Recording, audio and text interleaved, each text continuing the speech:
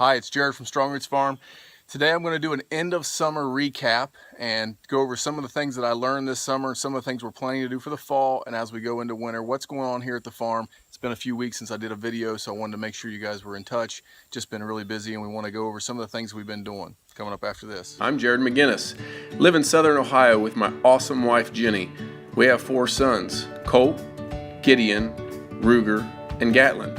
This is a story of how we sold our new home in the suburbs, purchased an old, unserviceable farm, and began to transform it into a local food source for us and our local community. We're on a mission of faith, family, and healthy food. Please subscribe and come with us on this journey. We are Strong Roots Farm. All right, well first, we said we were going to do a question and answer to our Strong Kids videos. And we had some questions, but they were all local people. It was all people we got to talk to either through voicemail or email or something like that. Someone was commented on Facebook. So we think we answered all those questions. If you still have questions, send them to us. We'll get those answered.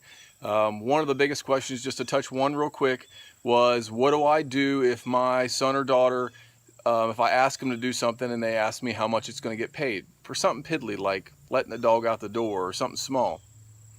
My answer to that is what would you do for an adult? So let's say your buddy, you helped your buddy with something or whatever you did, because you're obviously helping your kids, and then you asked your buddy to help you, hey, help me paint a room, or help me dig a hole, or move. Those are the 3 biggest things that friends don't like to help with. Let me borrow your truck, something like that. And your buddy said, well, how much is it worth to you? I mean, will you pay me to do it? My response would be, sure, I'll pay my buddy. I have friends that come and help me here on the farm.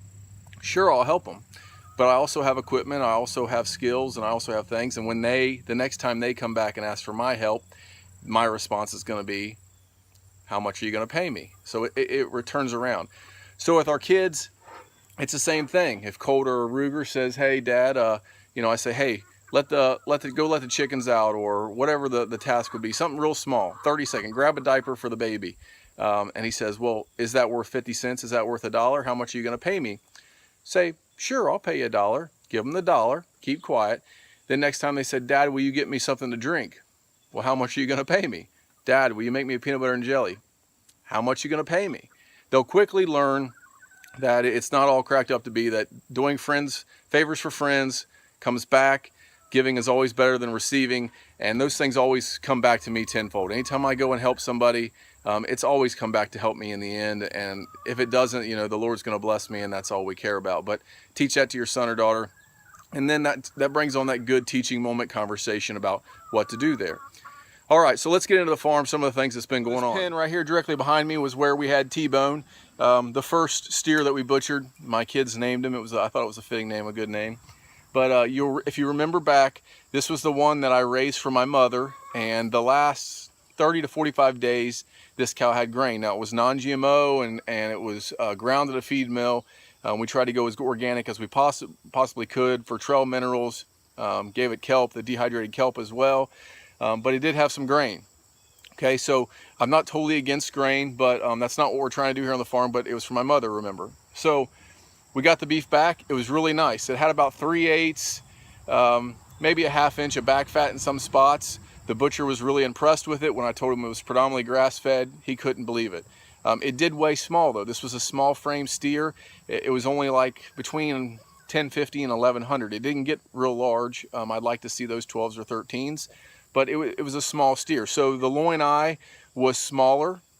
So our ribeyes were more like that 12, maybe 14-ounce ribeye that you would get at a restaurant, which some people really like. It's nice for an older couple or just couples eating, but it's not good for a family of 4. Usually if you have a large ribeye, a family of 4 can eat 2. So there was pros and cons with it, but the meat was fabulous. It was nice and lean. The hamburgers didn't shrink up much, so that was good. Lots of good meat quality. The taste was there. I got to taste some of it. It's been a good product. I was happy with it, but I think I can get that same quality with a little higher nutrient density with just the grass-fed. So the grass-fed cows, I've still got 3 out here. We're in the process of buying 8 or 10 more calves right now. So that's what we want to grow to this winter, hopefully. Maybe not that many, maybe. It depends how many I can get. But The grass-fed beef is going good. The mobile cattle watering system that we're using is working fabulous. I did change to a 100-gallon tote versus the 25 that I was using on the watering system, if you've watched those previous videos. That way I got away from the automatic float valve. I got burnt twice, so the cows either broke the hose off of it or somehow got their nose up in it and stuck it, and it emptied one whole tank. You only get burnt a few times till you change something. So I go out there every day. I got both hoses going to the back of the cattle watering trough now. I open them both up. I move my paddock. By the time I string up my fence or reel it up, I go back, shut the valves off. I'm good for the night. 5-8 minutes, I'm out there. It's worked really well. I'm really happy with it. It's definitely beneficial to the cows. The cows are doing really well. They're really comfortable. You can walk right up to them. So the cows are going really well out there. The garden. We've kind of let the garden go a little bit. I do have some lettuce that we're letting go to seed. So when you do that, you kind of get some grass up in it. This was the direct seeded lettuce. So by this time, it's starting to get a little grass in it. Anything that's in the fabric is still nice and clean. We did really well on our zucchini and squash. Our butternut squash and our spaghetti squash has been really well. We like that. Here at the fall, though, I started having a little pest problem. So bugs that I'm not familiar with, have to look all that up. Just a little bit, not enough to affect the crop, but they started coming in right here in the fall as the weather got cooler. So I still got okra. Basil, man, this stuff is kicking. Basil is the easiest thing. It grew really well for us. We've been having pesto when we made spaghetti sauce in the house. We're really happy with our basil crop.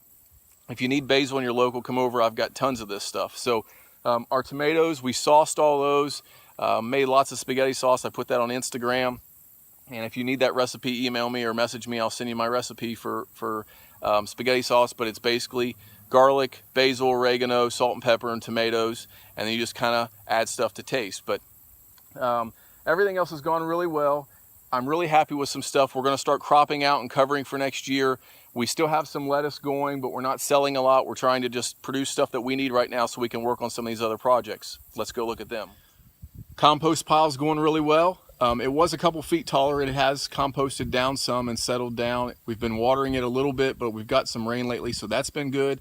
I keep adding to it. I've still got more manure to go get. I'm having trouble with carbon still. So I've got some sawdust that we're going to be producing on this project that we're doing.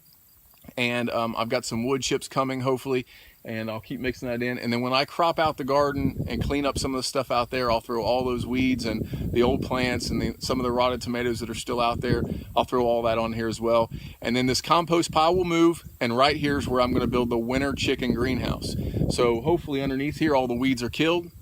I'll plant a cover crop, some red clover, some hairy veg, some stuff, get it about 6-8 inches tall. I might mow it a little bit just to keep it right for the chickens, but I will pull the coop right inside the winter chicken coop or this winter greenhouse for these chickens. And there's a light up here so I can time that, extend my eggs a little bit, and the chickens will be nice and warm this winter. And as we buy more, we can put in here with them, ready to go out for the spring behind the cows again. Big project I'm working on right here on the house. There was this lean-to off the side of the house, or it was just a shed, just a covered porch out here where our basement walkout is. So part of this whole starting a new farm is we also have to rehab this farmhouse. It's pretty much a gut. We will, a lot of the stuff is good, but we're going to gut the kitchen and repaint everything, and you have to go through all that. So one thing is our addition is coming in. So I'm ripping this off right now.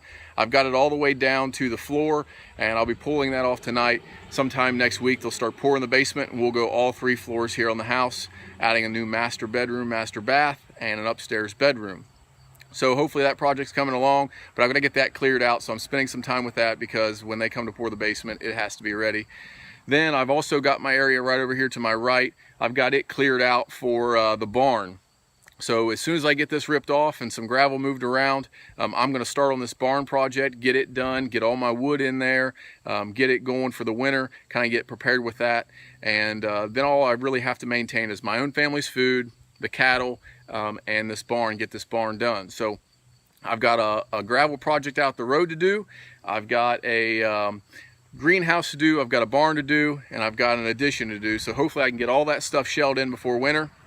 barn and the grok will be done, greenhouse will be done, and then this winter I'll be able to wire and plumb and drywall our addition. So that's kind of the projects that's going on right now. I will keep you updated. The cows are doing well. I'm going to experiment with some cover cropping, maybe some legumes and things out there. I want to do some winter grazing, so I will keep updating you on that. And then next week I want you to keep watching and pay attention, because if you're in our local area, it's our local county fair here next week. And so there's some big news I got coming up about our kids' school. Got some news about a buddy who's doing a farmer run out at his farm. He calls it the Farmer Mile, and I'll do some videos about that and check that out. But keep tuned with us. We appreciate the support, and it's just been a busy time right now at the farm. We try and get all these projects done, thinking about winter. Pretty soon the snow is going to be coming. So keep growing your own, keep doing what you need to do, and prepare for next year. Do those things. We appreciate all the support, and thanks a lot.